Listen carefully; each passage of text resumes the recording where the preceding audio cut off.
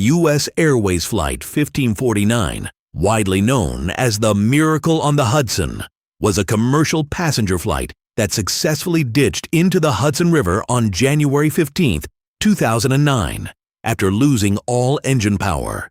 In one of the most famous emergency landings in aviation history, all 155 people on board survived. The flawless execution of the water landing and the subsequent rescue operation earned the event its miraculous moniker. When I woke up in the morning and there was like an inch of snow on the ground, and I was like, oh great, New York just gets paralyzed with the snow and my flight's going to be delayed. It started to stop snowing, and the sun started to come out, so I felt a little more confident that the flight was going to be okay. I just handed my ticket to the agent. She tore off my piece of the stub and handed it back to me, and I boarded. So I was in the front of the aircraft and stowed my belongings like I always do. Just sat in my seat and watched all the passengers board. Check 1549, runway 4, for takeoff.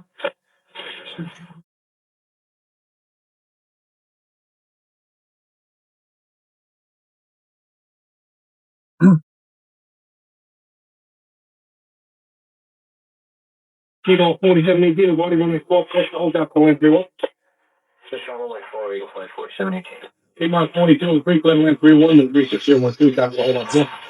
Level land 31, I could feel us just taking off, a bit of normal, typical takeoff, nothing unusual about it. Very smooth, very, very gentle.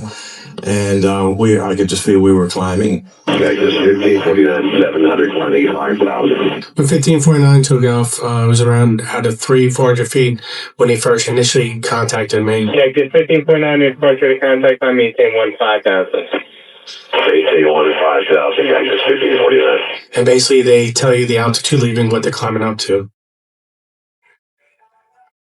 I'm watching because, again, I'm in a window. I have to look out. It's just my thing. I have to see where I am. I know the geography of New York, so I recognize as we're going over the bay. I recognize as we're going up over the Bronx. I was seated on the right side of the airplane, so I thought, hey, let me look out the window. Let me see if I could see the Bronx and Yankee Stadium. Hey, Charlie 27, these flights are turning in your right, 150. Charlie 2760, climb maintain 10,000. 10,000, sorry, 2760. Everything felt smooth, so I felt comfortable enough to reach under my seat, get my bag out, pull out my book, and it was when I was pulling out my book and my head was down. Horrible explosion. Right now, there's no more engine noise. There's silence. And I realized immediately that we were in trouble. Cactus 1549, turn left, take 270. Cactus 1539, the first, Okay, you need to return all right. Turn left heading up 220. They say you only use like about 8% of your brain, but when something like this happens, I think it doubles. Just time goes so slow. Tower, stopping departure, has got emergency returning. It's 1529. The bird strike, he lost all engine, he lost the thrust in the engines, he's returning immediately. Cactus 1529, which engines? He lost thrust in both engines, he said. Got it. Cactus 1529, you can get it, please. You want to try to land runway 13? Really, well, we made it. I smelled something that smelled like an electrical fire. Someone behind me on the right said, the right engine's on fire. And then someone on the left said, no, the left engine is on fire. So now you're realizing it's the engines. Oh, this is not good. It's panic at that point. All right, Cactus 15.9, should be left traffic to runway 31. Unable. Okay, what do you need to land? I looked out and saw the towers of the George Washington Bridge very close below us. Way too close.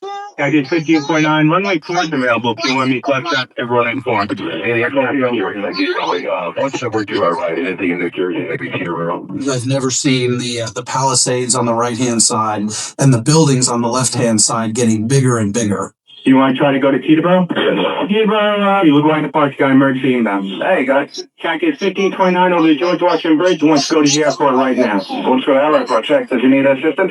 Yes, it was a bird strike. Can I get him in for runway 1? Runway 1, that's good. Cactus 1529, turn right 280. You can land runway 1 at Teterboro. We can't do it.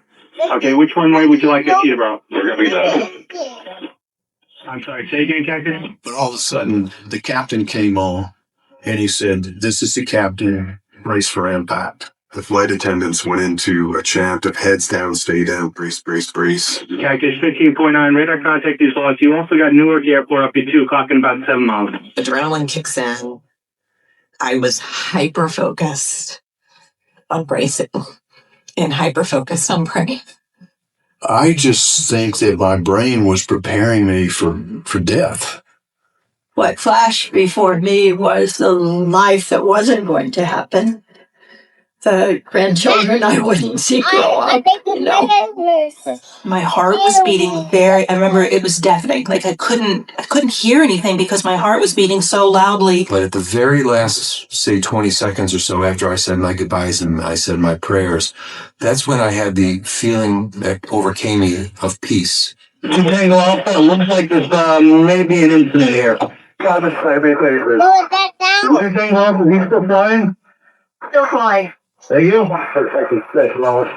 Going down. Somebody behind yelled, "Be ready to open those doors." When they screamed at somebody up by the door, said, "We got it." Really crazy scrape sound. For a couple of seconds, nobody did anything. The captain came out and he said, "Evacuate." I felt water around my feet immediately, and it was cold. We just followed each other out, and I'm out on the wing I go.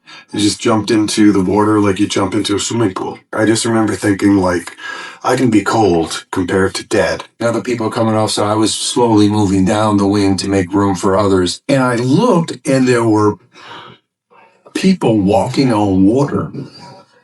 I guess I did die. I remember very quickly looking down the river and seeing the first ferry boat coming towards us. My crew took out 24 people. My deckhands were literally like grabbing them like fish and putting them on the deck.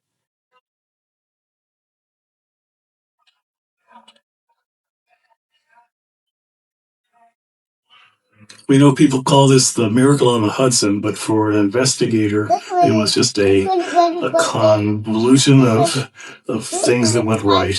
Good training in the airline that was involved, good oversight from the FAA, a manufacturer that designed a very good and safe aircraft, and in the very end, they managed to land the aircraft successfully. Over 45,000 flights a day occur within the United States. The airspace system here in the U.S. is very complicated and very large. 2.9 million people fly every single day.